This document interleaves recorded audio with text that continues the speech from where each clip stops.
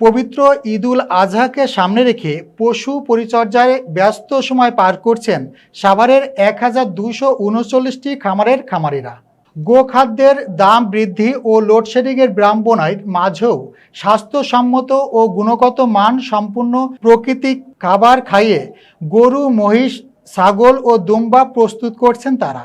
সাভার প্রতিনিধি নাসিম খান জানান, এদিকে পছন্দের পশু খুঁজে নিতে ইতিমধ্যেই ক্রেতাদের আনাগোনা শুরু হয়েছে খামারগুলোতে।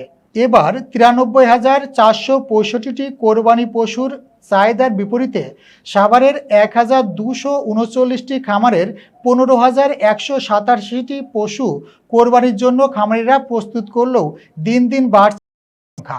তবে সব দিকে নজর রাখা হচ্ছে জানিয়েছেন উপজেলা প্রাণী সম্পদ অফিস।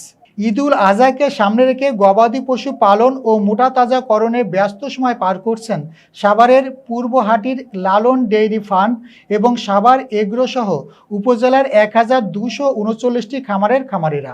প্রান্তিক অঞ্চল থেকে এসব পশুগুলোকে এনে লালন পালন ও মোটা তাজাকরণ করছেন তারা। দিনের বিভিন্ন সময়ে এভাবে প্রাকৃতিক খাবার, তাজা ঘাস, ভুট্টা, ভুসি মিশ্রিত করে আবার জাউ ভাত, মাড় ইত্যাদি খাওয়াচ্ছেন। মাথার উপর ফ্যান চালিয়ে এবং থাকবার স্থানটিও পরিষ্কার করছেন।